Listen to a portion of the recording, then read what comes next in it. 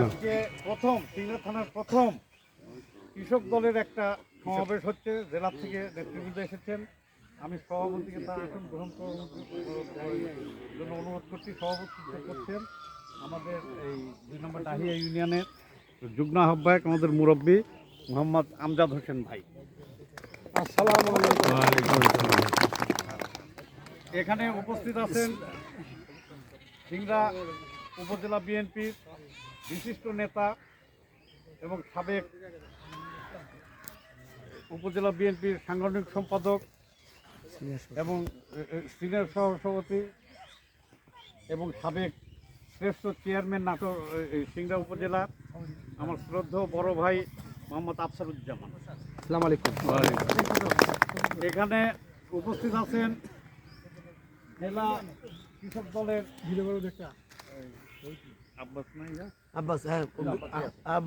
আহ্বায়ক আমার স্নেহস্পদ ছোট ভাই মোহাম্মদ আব্বাস, সদস্য সচিব মাসুদুর রহমান, সদস্য সচিব নাটোর জেলা কৃষক দলের মোহাম্মদ মাসুদ ভাই,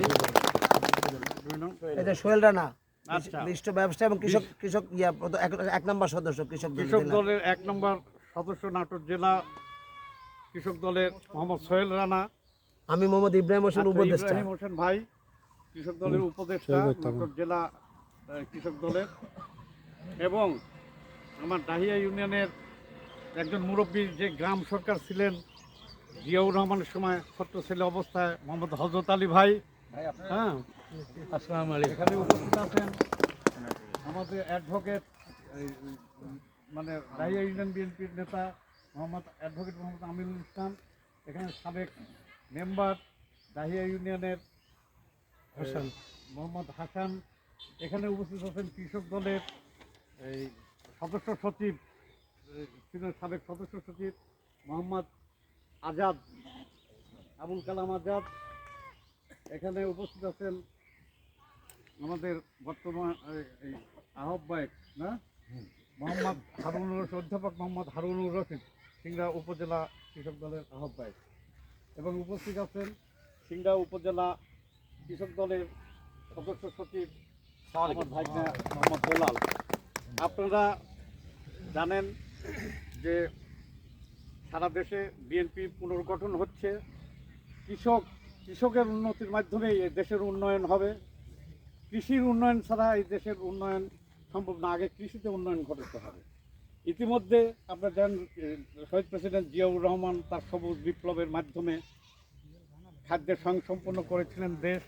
তারই ধারাবাহিকতায় আজকে ইরিগেশন থেকে আরম্ভ করে আমাদের সব কিছু চলছে এবং সব সেক্টরে, কৃষি মৎস্য থেকে আরম্ভ করে সব সেক্টরে বাংলাদেশ একটা সাফল্যের মুখে পর্যায়ে এসেছে।